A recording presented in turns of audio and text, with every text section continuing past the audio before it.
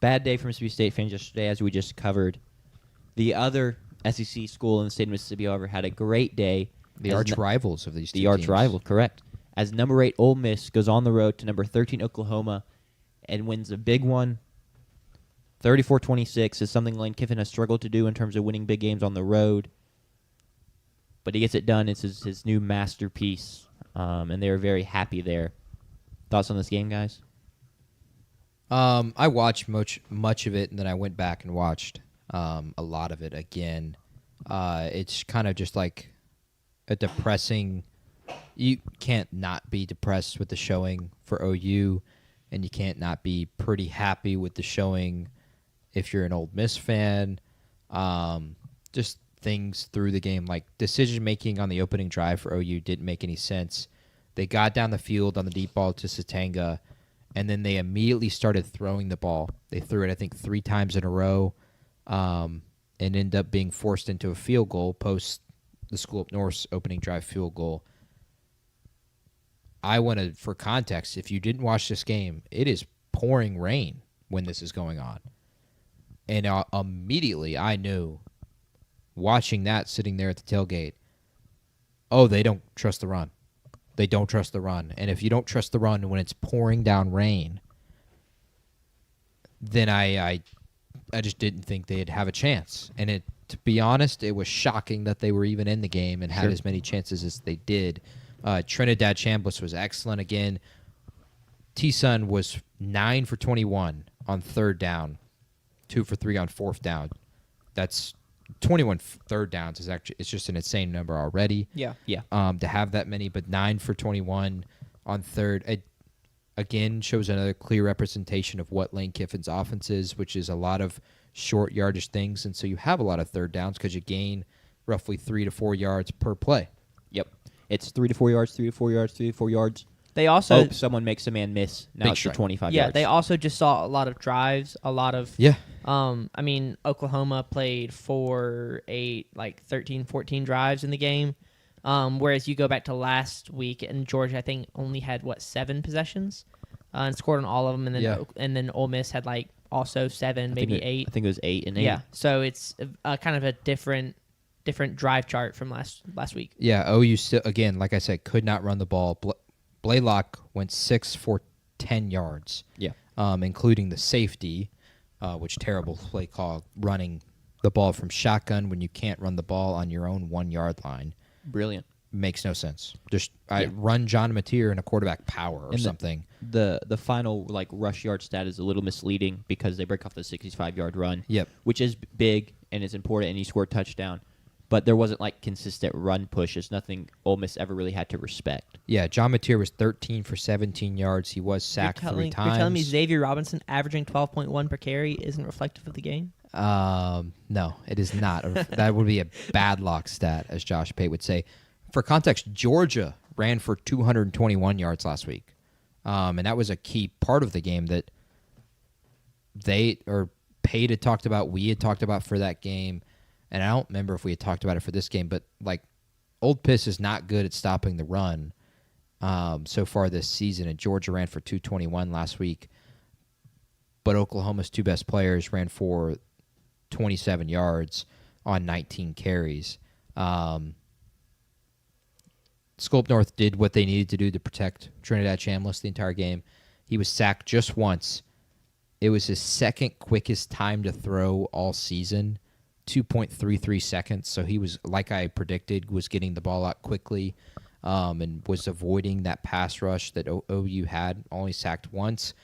I think for Ole Miss fans, obviously I would imagine they would have been frustrated watching the game, and I think they would probably still feel frustrated after the game, because even when our offense is cooking as well as it is, and Trinidad is making all these big plays, and you're having these long drives, and you're going for touchdowns, when you're not, then it becomes a problem, because when you're not, and your defense is not playing as well, even against a poor offense in OU, and of course last week against Georgia, when you don't score touchdowns, it catches up to you. And for Ole Miss, it did in this game. They had 3 field goals in this game on the OU side of the field, obviously. Otherwise, you'd be kicking a 68-yarder. Yeah, they don't have Brandon Aubrey on their team. And OU took the lead in this game, which, like, for considering how it was going, for OU to take the lead at some point in this game is astounding. But Trinidad responded.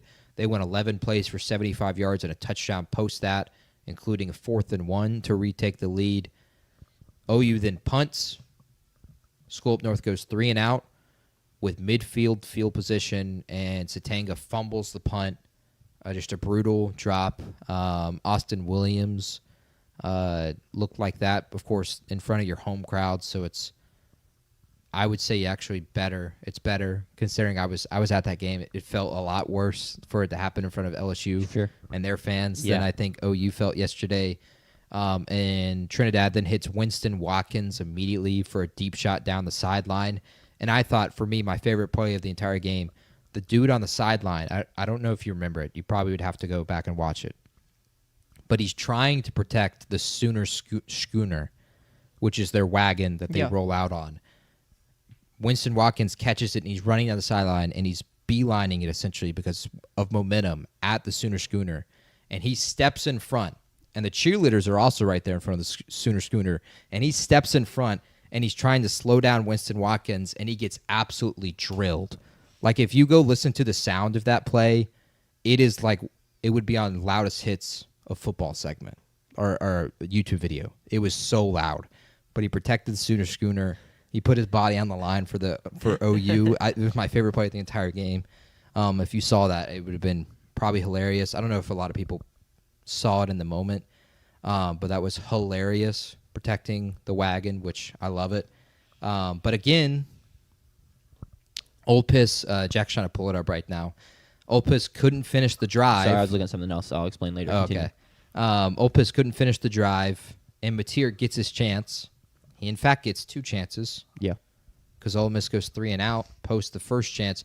In the 2 chances, and this is what sucks, I think, for a lot of people. Of course, the people that are really high on Mateer, me being so high on OU, at least at this point in the season, John Mateer, in the 2 chances that he had to go tie the game down 8, was 5 for 14 for 63 yards.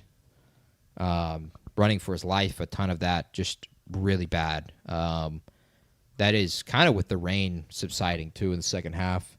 Yeah. It's just that kind of showing you just didn't expect.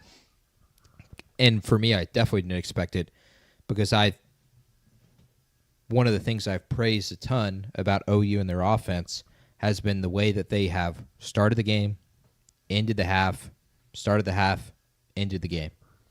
Sure. They were not good at that this weekend, and that cost them again. Sure. And so OU loses their second SEC game, and just like that, OU is 2 losses in the SEC. It's probably out of the race, considering that Texas and Ole Miss have the head-to-head tiebreaker, and now you have to win out to go to the playoff, and you have to play at Tennessee and at Alabama still. Good luck. Yeah, it was just a tough showing from the. I know they end up putting up 26 points, but just a kind of a tough showing from the Oklahoma offense. The way they just simply cannot run the ball and teams don't have to respect it. It simply is just putting too much on John Mateer's plate. And we saw that talking about, he gets his 2 chances, and he's just off target on multiple throws because he's just trying to do too much. He's not allowed to play to his strengths, which is playing outside of structure, and play action and getting outside the pocket when you can't run the ball. So then it's just a lot more traditional shotgun stuff. It's just not. It's not going to bode well. So that was really, really disappointing to see. And then Trinidad Chambliss just continues to impress, make big throws. Yeah, he's been incredible. It's I don't know. I just don't know how that happens as someone that is like high on Austin Simmons going into the year, and it's like, oh man, Austin Simmons doesn't pan out, and they're just like, we have this Jimmy sitting in the wings just ready to roll, and he cooks. So much of it has to be said to wow Lane Kiffin, but Trinidad makes a ton of incredible throws. Yeah. And I now, for the second week in a row, can question, which a lot of people have questioned as well, how is this guy still in D2? Yeah. Because he is making incredible throws. He is dynamic with his legs. 100%. So how does a talent like that transfer into an SEC school to be a backup? Sure. Why was he not already in the FBS level? It's astounding. Yeah, 100%. And you are right. Like, Lane Kiffin's scheme is so impressive, and he deserves a ton of credit for that because it is largely QB proof. But even aside from that, Chambliss makes big time throws outside of that. Incredible when throws. It's a 3rd and long, and that you can't do the necessarily traditional Lane Kiffin stuff. He'll drop it in on the sideline over a defender right into his receiver's arms as they're going out of bounds. Yeah. So it's just he did that in this game as well. Like unreal. in the rain in the first half, he was incredible. I wish I'd had enough time to get it, but they converted like so many 3rd and longs too. Of those 9 third down conversions, I felt like at least half of them were like 3rd and 7 or longer. I think I can tell you if you give me just a sec. Yeah, and for the OU defense, like that is They astounding. were 2 for 4 on 3rd and 9 plus. That's You'll take that's that all day. incredible. You'll take 2 that all for day of the 4 week. is excellent. Yeah. I'm sure they weren't sacked on either of those as well. It's just what a statement. Trinidad playing excellent. It's just it's so clear too that him and Lane Kiffin are on the same page throughout the whole game. Even if something like doesn't go right in the moment, there's no like Lane Kiffin having to be like, "Here's what you did wrong." Trinidad knows what he did wrong and like knows the system so well, and it's just really impressive. Yeah, and for a guy who just got in there, he already knows the 100%. system and is playing that well. I think for me, it just continues to now hone in the fact that like if he got to Florida, like they could be not. Of course, I want it because screw Ole Miss. Sure. And he's been excellent there, and has been excellent in the Egg Bowl, and been just really a detriment to our university, sadly. But if he got to Florida and he got the talent on top of everything that's going on, and he was able to put together a consistent offense and defense, because that's kind of been their problem the past 2 or 3 years, is that they've been, like last year, really consistent defensively, but Jackson Dart, surprisingly, is not good offensively, and it struggles for them in their losses. And then this year, what may do them in is the fact that they can't defend anybody. So if he got to Florida and he had both of those because of the talent profile, you would expect at least, then he could be really, really dangerous. And then on top of that, getting the host games in the Swamp, and that being such a home field advantage for them, he could be really, really dangerous. And so I say that all that to say, Florida, go get your guy because he's ready. agree. He's ready. Also, the LSU job has officially opened up, so No way. LSU may go after him. Brian Kelly was just fired. Yep. Pete Thamel tweeted. I think I bookmarked it to bring it up when there was a lull in the conversation. We we can talk bring about it more up in after the game. A&M Okay. LSU Yeah, game. yeah. Let's do that. Holy Schubert, that's insane. All right. I think he fits better at Florida. I don't necessarily disagree, but I think LSU is going to make their push. Yeah, James Franklin should go to LSU. That would be Okay. Hilarious. Missouri, anything else for Ole Miss and Oklahoma? no. I kind of just I- lost everything in my brain. No, Yeah, that's That's shocking. valid. OU, or not OU, Old Piss has essentially, with that win, splitting the 2 road games, has essentially locked up a playoff bid and may have a fighting chance to be in the SEC championship with 1 loss. But they have essentially locked up a playoff bid unless for some reason they don't make it at 10-2.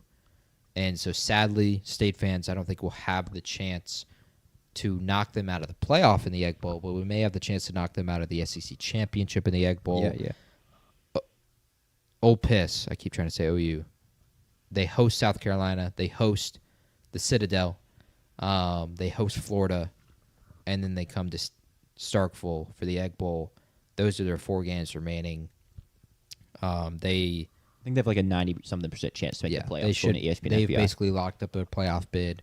And so Lane finally gets to the playoff with his Rebels, assuming that they don't lose to Cock Vember next week on primetime in Von Hemingway. Yeah. Or interim head coach at Florida or the Egg Bowl. They are right there in the spot. So congrats to the Rebels. They finally got over the hump and have gotten past the thing that has held them back. Like that's been their their sad part at the end of every season is that they felt like they've been right there. Yeah. And no different, I think, how you feel with the Aggies. Sure. Have felt, especially last year. And so hopefully that doesn't happen for the Aggies.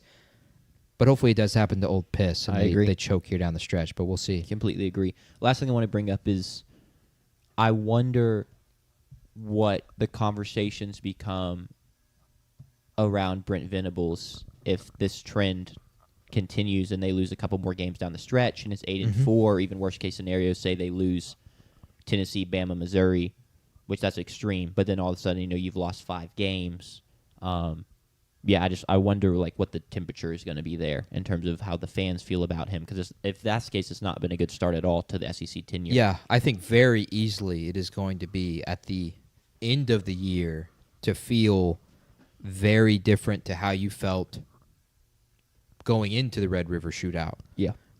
And the fact that Michigan is probably going to be a 3-loss team, and they've been underwhelming. Auburn has been terrible. They fired their head coach. And those are your 2 marquee wins. Winning at South Carolina actually didn't matter as much as you thought it was going to the beginning of the season. So I think it could be very quickly kind of stirring up a little conversation there of like Venables isn't up to the task for the SEC, which he was not last year, of course.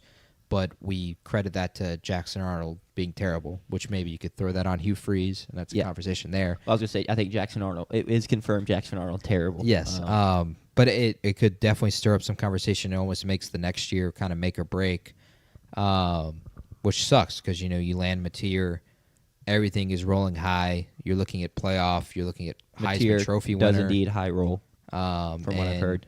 Yes, Mateer has his gambling scandal, which should be talked about more, but isn't for whatever reason, even with the re-upbringing of gambling that we've had in the past week. And now Venables is on the hot seat. Their next 2 games, pretty easy ones, at Tennessee, Rocky Top, and on prime time on ABC, of course. And then at Alabama. Light work. Yeah, good luck. This is what this is what y'all signed Sooners. up for, to be Yes, fair, it to is. the SEC.